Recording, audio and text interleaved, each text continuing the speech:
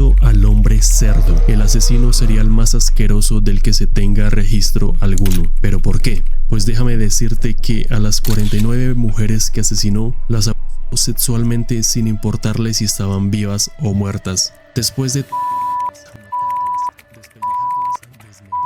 y hacer quién sabe cuántas cosas horribles con sus cuerpos, este sujeto todavía se superaba en asquerosidad. Tenía una granja de cerdos y le gustaba compartir, así que él le daba de comer partes de sus víctimas a sus animales. Pero se pone peor. Se descubrió que mezcló carne de cerdo con la carne de esas pobres mujeres y la vendió durante años como carne molida y salchichas, convirtiendo a cientos o quizás miles de personas en caníbales involuntarios. Y la pregunta es, ¿cómo alguien puede llegar a tal nivel de monstruosidad? Vamos a investigar a fondo a este loco y asqueroso sujeto y a repasar los puntos claves del caso, los traumas de su niñez que lo moldearon y cómo la negligencia de las autoridades, en pocas palabras, le dio permiso para matar durante más de 2 décadas a Robert Pickton, el repugnante y asqueroso hombre cerdo.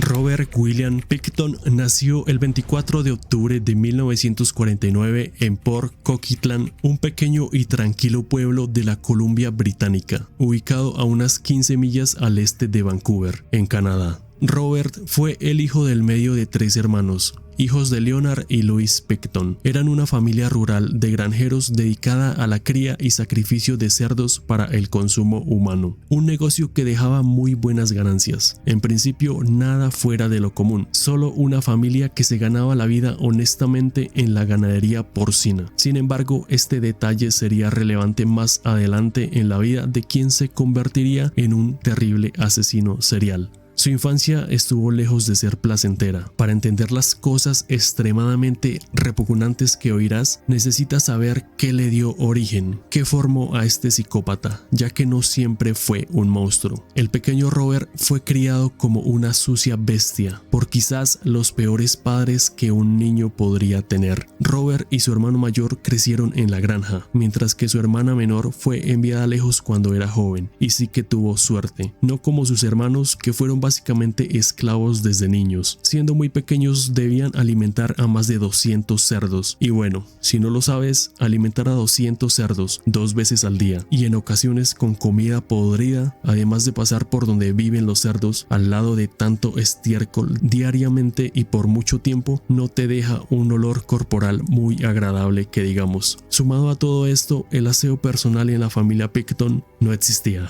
Con decirles que en la casa donde vivían dejaban entrar a los animales de la granja, que se paseaban libres, defecando y orinando por todo el lugar. Por ejemplo, la habitación del pequeño Robert era el gallinero, y para empeorar las cosas, a Robert no le gustaba el agua, le tenía miedo, así que casi nunca se bañaba. Con este terrible olor y apariencia descuidada, con heces de animales en la ropa y uñas, él iba a la escuela. Y ya te imaginarás, los niños son crueles, le llamaban cerdito apestoso, así que Robert era constantemente tratado como basura, un total marginado. No tenía amigos y para empeorar aún más las cosas, no era muy brillante que digamos. Y esta fue la razón de que tuviera que asistir a clases especiales, aún más marginado para colmo. De esta manera ya se va viendo un patrón nada saludable para un niño y que de a poco va formando a la bestia. El padre de Robert, Leonard, era un hombre asqueroso que casi nunca se bañaba, olía muy mal, pero lo peor es que fue un padre distante, que solo se acercaba a sus hijos para cometer algún abuso físico y o psicológico. Era un padre explotador. Y al ver que sus hijos crecían, dejó de trabajar y se la pasaba con sus amigos bebiendo. Su madre Lois, además de tener un carácter duro, muy duro y demasiado exigente, la podemos definir como una horripilante guardián. Era ruidosa, controladora y desagradable, como una dictadora, y sus hijos debían trabajar y seguir con la tradición de la familia, que llevaba 3 décadas dedicándose a lo mismo. Lois no se veía muy bien para su edad. Desde los 30 y tantos años había empezado a perder perder prácticamente todo su cabello y cubría su cabeza calva usualmente con un pañuelo, pelos brotando de su barbilla y su boca contenía solo unos pocos dientes podridos. Imagino que se vería como la de la película La posesión de Deborah Logan, muy desagradable y hasta terrorífica. Lois también abusaba psicológicamente de sus hijos, especialmente del pequeño Robert. Lo llamaba lento, convencida de que no estaba bien de la cabeza, y culpaba de ello al hecho de que al nacer su cordón umbilical se había enrollado alrededor de su cuello, cortándole el oxígeno. Parecía que lo único que hacía era gritarle. A menudo se la escuchaba gritar "ven aquí ahora", y Robert siempre obedecía. Lois se comportaba como una comandante de milicia, exigiendo a sus hijos levantarse cada mañana para limpiar las heces de los cerdos, más de 200 animales, además de unas cuantas vacas que los niños debían ordeñar todos los días. Ambos olían a podrido, y no porque fueran perezosos, sino porque Lois jamás les enseñó la importancia de bañarse regularmente. Si era tan estricta con todo lo demás, ¿por qué no serlo con algo tan básico como la higiene? La respuesta es simple. Para los Picton, la suciedad era algo normal. Eran en extremo desagradables y parecían no ver nada malo en ello. En lugar de perder el tiempo en la escuela y aprovechando que Robert no era muy listo, la escuela encontró una excusa perfecta para expulsarlo, el día que llevó unas revistas con mujeres desnudas. Lois, complacida con la situación, lo sacó definitivamente de estudiar y así podría tenerlo trabajando todo el día como su empleado personal y a tiempo completo. Las responsabilidades de Robert en la granja aumentaron. Él y su hermano ahora también se encargaban de sacrificar a los cerdos, muchas veces hasta 15 al día cada uno. Más tarde, Robert comenzó a trabajar como carnicero, esforzándose en la parte trasera de la granja, cortando carne durante horas. Aprendió a matar, a cortar, a desmembrar y a obtener los mejores cortes de cada animal. Se volvió muy hábil en esto y ya veremos que más adelante usaría esas mismas habilidades para algo verdaderamente horripilante. Desde muy niño creció de frente al lado y lado de los traumas. Desde que tenía memoria era testigo de la matanza de ganado. La muerte siempre estaba a su alrededor, pero la sangre y las vísceras no molestaban al joven Robert. Cuando sus padres estaban enojados con él, a veces se escondía dentro de los cadáveres de los cerdos destripados. Para él, la muerte, la sangre y las vísceras siempre estarían asociados con algo bueno, con la seguridad.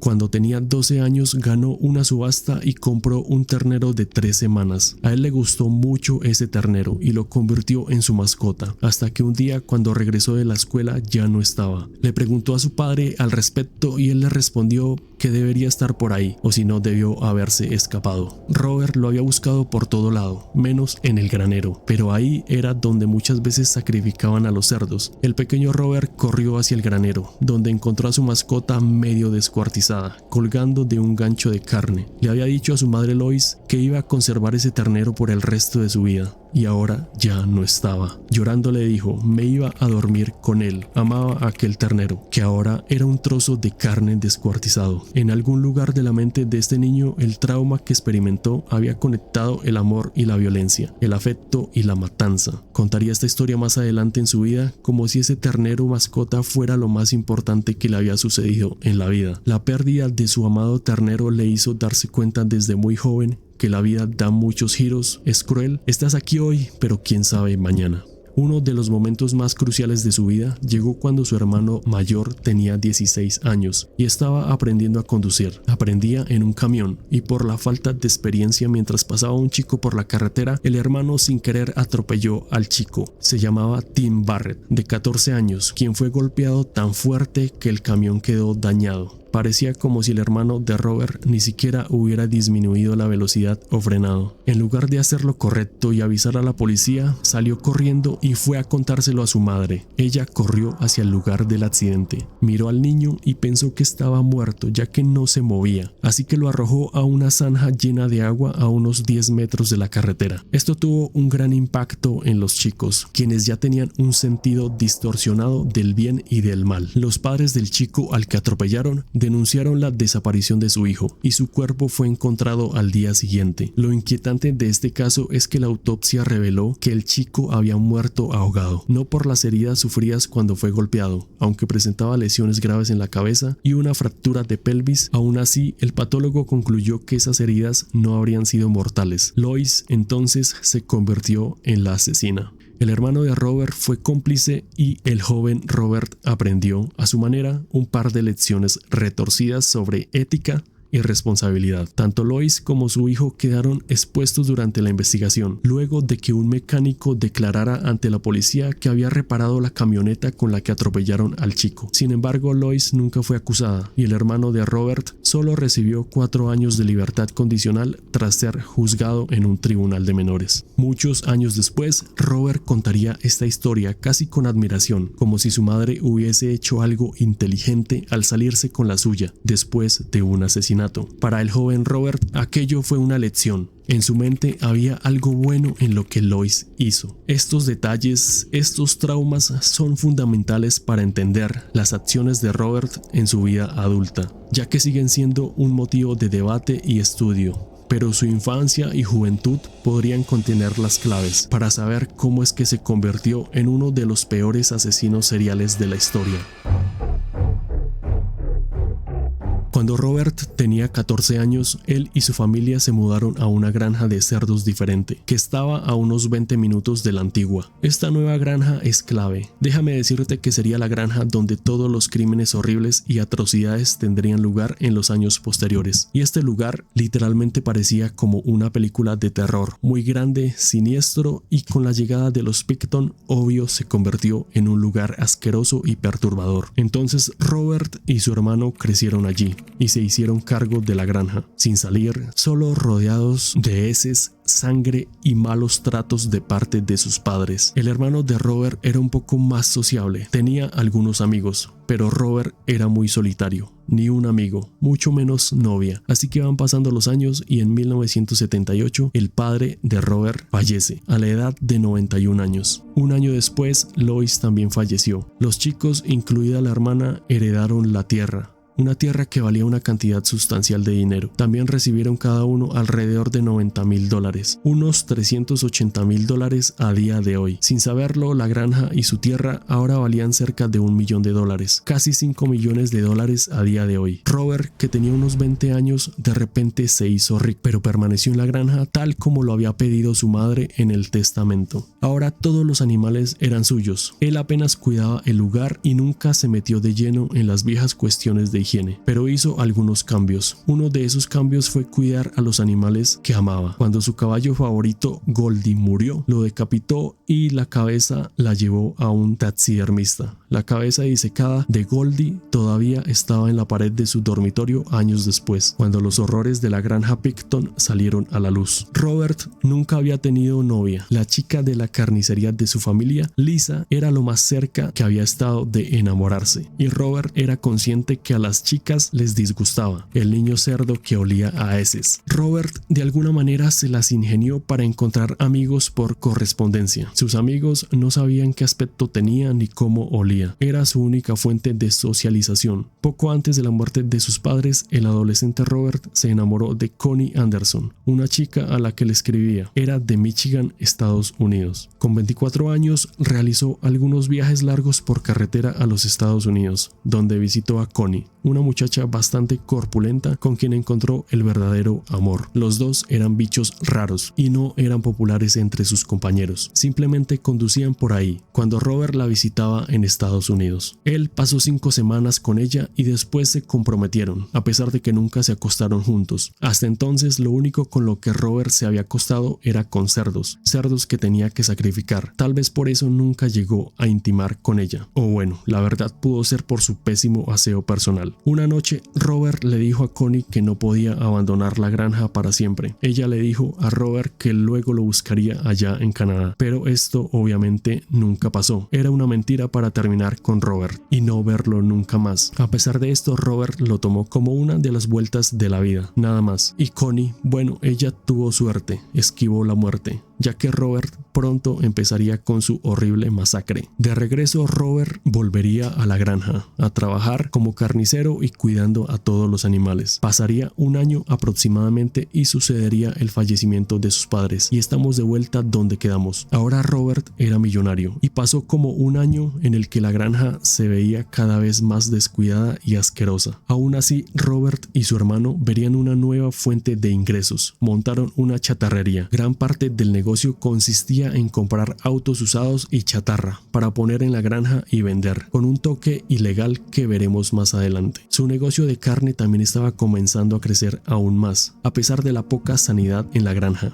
Y para el negocio de carne iba a subastas ganaderas, compraba animales, los llevaba de regreso a la granja y los sacrificaba para vender su carne en el pueblo, ya fueran vacas, cabras, cerdos, llamas e incluso emús. Pero lo que sus clientes no sabían es que Robert ahorraba mucho dinero seleccionando animales que a menudo estaban enfermos y llenos de llagas o pus, lo cual es muy repugnante y asqueroso, pero resultó ser un hombre astuto para los negocios. El método de Robert para sacrificar estos animales sería cortarles la garganta o dispararles en la cabeza con una pistola de clavos para acabar con su vida, y luego los colgaría boca abajo para desangrarlos en un cubo. Después procedería a desmembrar al animal. Este proceso sería casi idéntico el que llevó Robert mucho tiempo después, cuando asesinó a decenas de mujeres.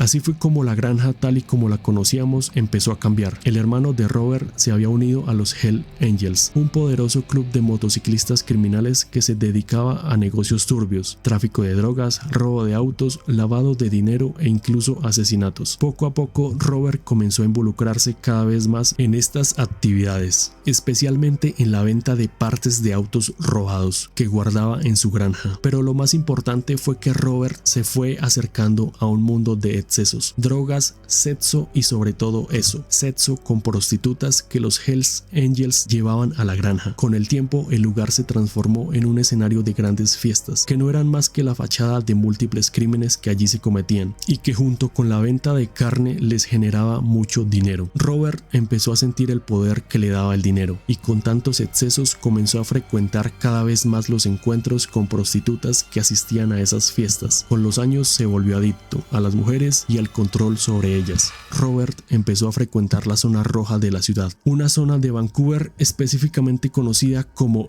East Hastings, una calle muy conocida en donde a menudo solo se veían drogadictos, basura, gente sin hogar. Robert se convirtió en el encargado de reclutar a las prostitutas de East Hastings para asistir a las fiestas de la granja, ofreciéndoles mucho dinero, drogas o alcohol a cambio de sus servicios. Se presume que Robert empezaría su sangriento camino en el año 1979, cuando tenía unos 30 años, aunque no ha sido confirmado, pero sabemos esto ya que hubo una mujer que desapareció, su nombre Wendy Allen, quien sería la primera víctima de Robert Pickton, porque fue vista por última vez cuando Robert la recogió el 30 de marzo de 1979. Nunca más sería vista, la primera de muchas en los siguientes 20 años. Su siguiente víctima fue Rebecca Gono, quien desapareció el 22 de junio de 1983, seguido por Yvonne Marlene Avis el día de Año Nuevo de 1984. Y esto ya es especulación, pero de su primera a su segunda víctima pasaron varios años, lo cual indica que Robert tal vez esperó a que nadie lo estuviera investigando, y al ver que la policía no estaba enterada de su crimen, empezó a hacerlo mucho más seguido. Tiempo después se supo que muchas trabajadoras sexuales denunciaron desapariciones de amigas desde principios de los 80 en el famoso East Hastings, pero nunca se investigó, y este es un patrón que seguirá sucediendo. Tristemente, en los informes solo decía no investigado o desestimado. De vuelta en la granja, las fiestas que servían para encubrir los horrores que allí sucedían se hicieron cada vez más populares. La gente asistía, pero el que realmente socializaba era el hermano mayor. Robert, en cambio, era visto como alguien extraño, casi repulsivo. Su aspecto descuidado y su hedor insoportable lo mantenían apartado. La mayoría solo se acercaba a él por cortesía, con un saludo rápido y nada más. Fueron pasando los años y pasó algo importante. Apareció Tracy. Nadie entiende cómo logró soportar a Robert, pero empezaron una relación y se fue a vivir con él durante algo más de un año. Y aquí ocurre algo inquietante. Mientras ella estuvo a su lado, no hubo víctimas, ninguna. Sin embargo, todo cambió el día que lo dejó. Fue Fue como si alguien hubiera liberado a un monstruo hambriento. Lo que Robert haría después de terminar con Tracy marcaría el inicio de su verdadera pesadilla, porque esta vez no pensaba parar. En 1996, y con todo en auge para Robert, las fiestas de la granja estaban descontroladas, así que Robert y su hermano deciden hacer algo con tanto dinero. Así fue como nació el Palacio de los Cerdos. Establecieron una organización oficial en 1996 llamada Piggy Palace Goblins Society. El propósito de su organización benéfica, o al menos en el papel, era ayudar a recaudar fondos para varias organizaciones de la zona, mediante la organización de eventos como bailes y espectáculos, que en realidad eran tremendas fiestas, a las que llegaban a asistir hasta 2000 personas en una sola noche. Estas increíbles fiestas eran una fachada perfecta para la depravación máxima y para hacer toda clase de negocios ilícitos, y más aún cuando todo esto del Palacio de los Cerdos se convirtió en un negocio muy lucrativo para los hermanos Picton, que llegaron a ganar por cada descontrolada fiesta entre $10,000 a $40,000. Y es que con el éxito de su Palacio de los Cerdos, más todo lo que se llevaban por los negocios ilícitos y la venta de carne, los hermanos dejaron casi por completo el negocio de criar tantos cerdos. Tenían unos cuantos, pero no cientos como antes. Sin dejar rastro alguno, lo que nadie sabía era que Robert estaba matando sin piedad a decenas de mujeres. A veces, para deshacerse por completo de sus restos, simplemente les daba de comer a sus cerdos partes de sus víctimas. Y es que los cerdos comen de todo, no dejaban ni los huesos. Para Robert era el método perfecto, algo realmente escalofriante y asqueroso. Y en este punto su lista ya alcanzaba cerca de 20 mujeres. A medida que desaparecen más y más mujeres de la zona roja de Vancouver, entre los habitantes de los barrios cercanos empiezan a circular rumores de un asesino en serie. Estamos hablando de que habían desaparecido decenas de mujeres, en su mayoría trabajadoras sexuales. Habían muchas denuncias y la policía no hacía nada. Dijeron que era razonable asumir que las mujeres eran las culpables, que sus estilos de vida debieron haberlas alcanzado y que huyeron a algún lugar, o que tal vez sufrieron una sobredosis y que sus cuerpos están simplemente por ahí y que todavía no los han encontrado. A pesar de que los residentes del centro oeste dijeron que no, esto es diferente, algo anda mal aquí. Aún así, la policía básicamente dijo que no se iba a involucrar. Cuando los periódicos se enteraron de esta respuesta totalmente apática de la policía, los criticaron por despriorizar intencionalmente a estas mujeres desaparecidas, porque la mayoría de ellas eran drogadictas o prostitutas y por lo tanto no merecían una investigación. A finales de los 90s incluso hubo una recompensa de $100,000 para cualquiera que diera buena información, que promocionó un programa de TV, America's Most Wanted, de los más buscados de Estados Unidos. Para este punto, Robert ya se acercaba a las 30 víctimas y nadie lo sabía con certeza. En el barrio rojo el ambiente era tenso. Muchas trabajadoras sexuales sospechaban que había un asesino en serie rondando y se volvieron muy precavidas, pero esto no fue suficiente para detenerlo. Robert empezó a ir a otros pueblos en busca de nuevas víctimas. Aunque algunas mujeres intuían que algo extraño estaba ocurriendo, aceptaban sus ofertas, dinero fácil y drogas. Robert sabía que las drogadictas eran presa fácil y él tenía mucho poder adquisitivo para conseguirlas. Todo esto, sumado a la indiferencia policial, permitieron a Robert seguir matando una y otra vez. Y en 1997 ocurre algo, y es que no puedes estar por casi 2 décadas matando y que nadie sepa nada. Una noche Sandra Gail Ringwald aceptó ir con Robert a la granja a cambio de dinero. Llegaron y Robert tenía un remolque, que era su espacio privado de la muerte, donde pensaba estar con Sandra. Ella apenas entró a ese asqueroso lugar se dio cuenta de que había un gran cuchillo en la cocina. Luego procedió a ir a la habitación de Robert, en donde solo había un colchón asqueroso en el suelo. Tendrían relaciones sexuales y después de que sus servicios estuvieran completos, Sandra pidió usar el teléfono. Quería llamar a su proxeneta, avisarle que había terminado y que volvía a East Hastings. Miró la guía telefónica buscando el número y Robert se acercó por detrás, la tomó de la muñeca derecha y le puso las esposas. Intentó sujetar la otra muñeca. Sandra giró y golpeó a Robert con mucha fuerza. Recordó aquel cuchillo que había visto en el mostrador de la cocina. Corrió, lo tomó y lo hundió en el cuello de Robert, dañando su yugular y también cortándole la cara. Le atravesó la mejilla, le cortó parte de la mandíbula, le arrancó dientes, pero Robert siguió. Avanzó como un monstruo. Sandra corrió hacia la puerta, la abrió de un empujón, salió del remolque. Robert la siguió, le quitó el cuchillo y la apuñaló 2 veces en el abdomen. Sangraba mucho. Robert empezó a debilitarse y Sandra aprovechó. Le arrebató el cuchillo, se soltó y corrió hacia la carretera. Y no sé con qué fuerza, pero Sandra es impresionante. Prácticamente sostenía sus intestinos con una mano. Hizo señas a un coche, estaba frenética y una pareja mayor detuvo su auto. Sandra gritó, señaló hacia la granja. Si muero, ese hombre me mató. La pareja la llevó al hospital. La policía llegó. Sandra contó todo. Fueron a la granja de Robert. Parecía un final feliz. Pensaron que lo atraparían, que pagaría por lo que hizo. La policía lo encontró tirado en su sangre. Lo llevaron al hospital. Robert habló y dijo que Sandra lo atacó, que ella intentó robarlo, que solo se defendió. Lo acusaron de intento de asesinato. Había una oportunidad, pero el día del juicio Sandra no fue. Tenía miedo. Pensó que Robert o su hermano le harían algo si él llegaba a quedar libre. Robert salió sin castigo. Regresó a su vida de asesinato y durante 4 años más siguió matando, a pesar de que la voz se esparció y de que habían muchos rumores sobre Robert y su granja asquerosa de la muerte. Robert era un tipo muy astuto. Tenía mucho dinero. Así fue como consiguió una socia, Gina Houston. Ella le llevaba carne fresca a Robert. Era parte del flujo, mujeres entrando y saliendo, mujeres que trabajaban sin parar para Robert. Muchas no regresaban. Gina y Robert se conocieron en 1993. Se hicieron socios rápidamente. Robert le pagaba su alquiler, le daba dinero extra y Gina hablaba con prostitutas. Les decía que conocía a un hombre con mucho dinero y drogas. La mitad aceptaba ir y la mitad no volvía jamás. Más adelante, en el juicio de Robert, Gina negó todo. Dijo no saber nada, pero conocía a más de 30 mujeres que desaparecieron. Su declaración fue absurda. Dijo que sí las conocía, las veía todo el tiempo. Luego, nunca las volvió a ver después de que estuvieron con Robert.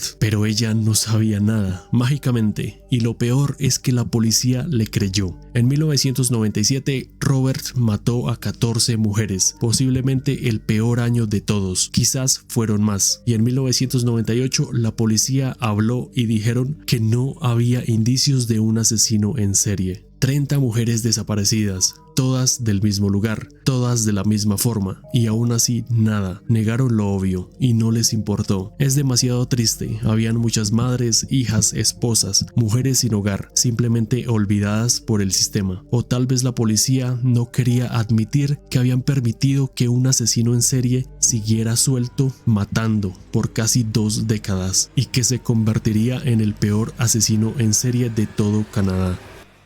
Poco a poco se conocía más de Robert entre algunas personas cercanas a él. No era posible que nadie supiera nada, pero Robert siempre se salía con la suya. Él tenía un amigo, si es que se le puede decir así, y esta persona años después contaría que Robert, en una noche de descontrol y mucho alcohol, le confesó algo aterrador. Y después de que le contara esto, días después, Robert lo buscó y lo amenazó para que no dijera nada. Le dio una paliza y él simplemente cayó por miedo de que Robert le hiciera algo a él o a su familia. Lo que Robert, y de manera casi burlona y vanagloriándose, le dijo fue que él adoraba llevar mujeres a su espacio privado para tener sexo con ellas y luego matarlas. Le contó desde las herramientas que usaba y cómo después de quitarles la vida, asfixiándolas o inyectándoles líquido anticongelante, las llevaba al granero, las colgaba boca abajo enganchadas por los tobillos, las desangraba en un cubo, las abría como cerdos con la mucha experiencia que tenía desde que era niño, sacaba sus entrañas, luego las cortaba en partes. Luego, por la investigación, se supo que partes de mujeres eran comida de sus cerdos, los que aún tenía, animales que se comían hasta los huesos y no dejaban rastro alguno, cerdos que luego sacrificaba y vendía como si nada. Este hombre era un total enfermo, un psicópata. Y no es todo, ya que había partes de sus víctimas que Robert mezclaba con partes de cerdos, que luego llevaba a la planta de procesamiento. Sí, a una planta que procesaba carne de cerdo y otros animales, cuyos subproductos podían terminar en cosméticos, medicamentos como la insulina e incluso en dulces como los ositos de goma. Da asco y miedo imaginarlo. Productos usados en la piel o consumidos por miles de personas durante años, sin saber que tal vez llevaban algo de las víctimas de Picton. Y lo peor es que Robert lo hacía conscientemente, riendo como si se estuviera burlando del mundo entero. Como el caso del amigo amenazado, hubieron muchos más, como el de una mujer que accedió a ir a la granja con Robert y un día, estando drogada, por casualidad terminó llegando a la parte de atrás de la granja, donde vio partes de mujeres colgando y despellejadas. Ella gritó naturalmente y luego Robert llegó, la esposó y la obligó a ver cómo seguía desmembrando el cadáver. También vio órganos, sangre y cabello con partes del cuero cabelludo aún pegado. Robert les quitaba el cuero cabelludo a sus víctimas para que el cabello no se enredara con su sierra cuando las cortaba. Después de esto, Robert le dio mucho dinero que gastó en alcohol y drogas. Se perdió durante semanas, borracha, drogada. Estaba aterrada, no fue a la policía, no habló por miedo y solo lo hizo cuando Robert ya estaba atrapado. Ella le contó a algunas personas lo que había visto y el rumor de que Robert era un asesino serial en el Piggy Palace, el Palacio de los Cerdos, y este rumor crecía cada vez más, pero nadie investigaba. En el año 2000, Robert cambió de socia. Esta nueva mujer era igual de despreciable, pero tenía algo en particular, y es que odiaba a las trabajadoras sexuales y no le importaba enviarlas con Robert al Palacio de los Cerdos, aún sabiendo que algo horrible les pasaría. El método era el mismo. Decía que Robert era rico, ofrecía drogas y para generar confianza contaba que él era su tío. Así, una tras otra, muchas mujeres cayeron en el engaño. Para el 2001, Robert ya sumaba más de 40 víctimas y fue recién en el año 2002, casi por casualidad, que todo cambiaría. Un policía novato recibió la llamada de un hombre que aseguraba conocer a alguien con armas ilegales. Este supuesto amigo de Robert, buscando la recompensa que se ofrecía, lo delató tras haber visto en una ocasión armas de fuego dentro del remolque en la granja. Finalmente la policía consiguió una orden de registro para entrar al lugar, y lo que descubrirían allí cambiaría para siempre la historia criminal de Canadá. El 6 de febrero de 2002, la policía fue a la granja de Robert, derribó la puerta de su remolque y encontró un arma de fuego ilegal. Lo arrestaron de inmediato y mientras registraban más el remolque encontraron una caja llena de cuchillos y un trozo de papel en el suelo con un nombre, Heather Bottomley, que era una mujer que desapareció en 2001. Pero eso no era suficiente evidencia para acusarlo de nada, así que siguieron buscando debajo de una pila de ropa. En el remolque encontraron una de las piezas de evidencia más perturbadoras. Era un revólver con un consolador curvo sobre el cañón. También encontraron un inhalador con el nombre de una de las víctimas en él, Serena Abbots, que fue vista por última vez el 1 de agosto del año anterior. Aunque esto no fue suficiente para presentar cargos, sí que lo fue para que la policía obtuviera una orden de registro en toda la granja. Cuando empezaron a investigar la granja, fueron directo al matadero, donde encontrarían cadáveres de cerdos colgando del techo y ropa de mujeres, joyas y juguetes sexuales esparcidos por todas partes. Pero todavía no habían encontrado un cuerpo ni partes. Cuando el equipo forense fue a la granja de Robert, ya había salido bajo fianza por lo de las armas ilegales. Así fue como empezó la investigación de la granja de la muerte, y no tardó mucho en llegar a los medios de comunicación. 10 días después de registrar la propiedad, la policía encontró pruebas. Algunos objetos tenían manchas de sangre y el ADN coincidió con el de Mona Wilson. Era la última víctima de Robert. Eso bastó para arrestarlo. Pero ahora debía seguir la investigación. Mientras los equipos forenses registraban su propiedad, la policía interrogó a diario a Robert para tratar de obtener una confesión, pero solo decía con vívidas descripciones hechos de su pasado, como cuando comenzó a hablar de su ternero muerto y de lo mucho que lo amó. También habló de los abusos de su padre, de su horrible infancia y de la nada contaba cosas que parecían no tener sentido. todo menos una confesión. Cuando revisaron sus talleres encontraron la cámara de carne. En un congelador hallaron 2 cubos de plástico de 5 galones. Estaban cubiertos por una gruesa capa de hielo. La limpiaron y vieron el horror. En un cubo había media cabeza, 2 manos a un lado del cráneo y 2 pies al otro. El segundo cubo era igual, otra mujer.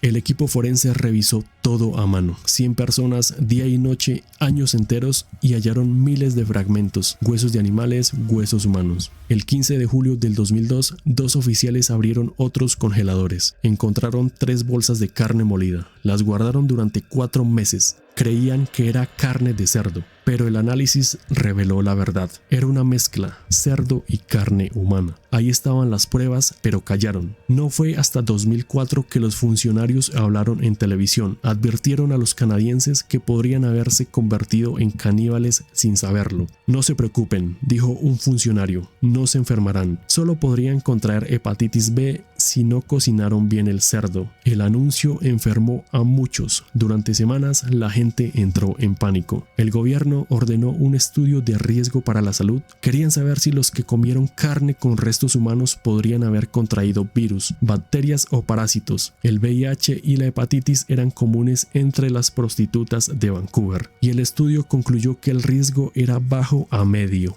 Pero nadie se sintió mejor con eso. Robert había asesinado durante 20 años, vendía carne y salchichas en el Palacio de los Cerdos cuando sucedían estas fiestas locas. También regalaba y donaba carne a orfanatos. Pudieron ser miles los que llegaron a consumir carne de las pobres mujeres. Fue un gran momento para ser vegetariano en Vancouver.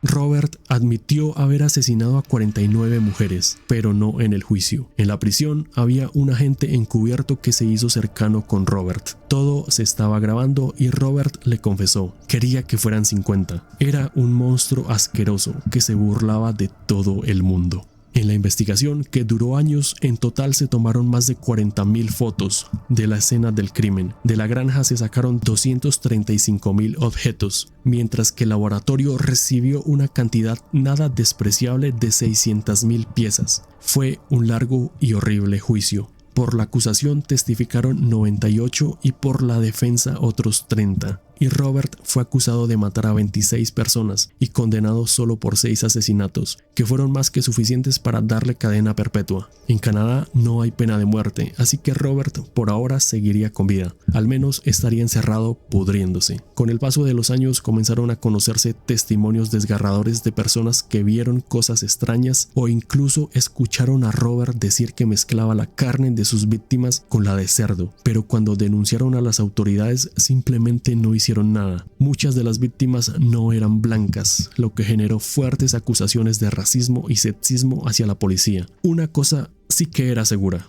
para las autoridades canadienses, esas mujeres eran un cero a la izquierda. En 2010, la Corte Suprema de Canadá dictaminó que no habría más juicio para Robert Pickton, cerrando el caso para siempre. En 2016 se publicó un libro escrito por Robert Pickton, luego de que su manuscrito fuera sacado de contrabando de la prisión. El libro se tituló Pickton en sus propias palabras, pero fue retirado rápidamente debido al enorme clamor público. En sus páginas, Robert intentaba justificarse, escribiendo cosas sin sentido y tratando de mostrarse como alguien no tan cruel. Este tipo no tenía el más mínimo descaro.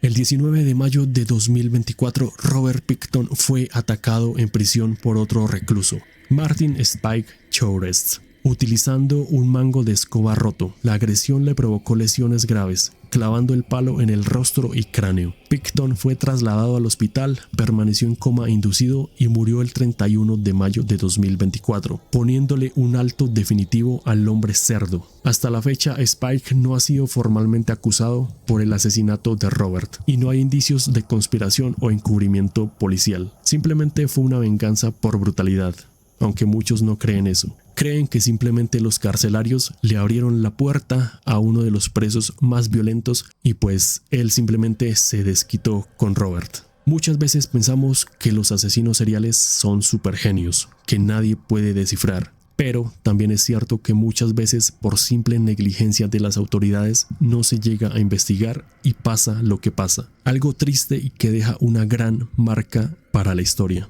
Y hasta aquí el video de hoy. un asqueroso y desolador caso en el que la justicia no fue vista para muchas de las víctimas. Muchas gracias por ver hasta el final. Si te gustó el video, suscríbete. Este canal es nuevo y cada semana estaré subiendo historias de crímenes, misterio y mucho más. Chao.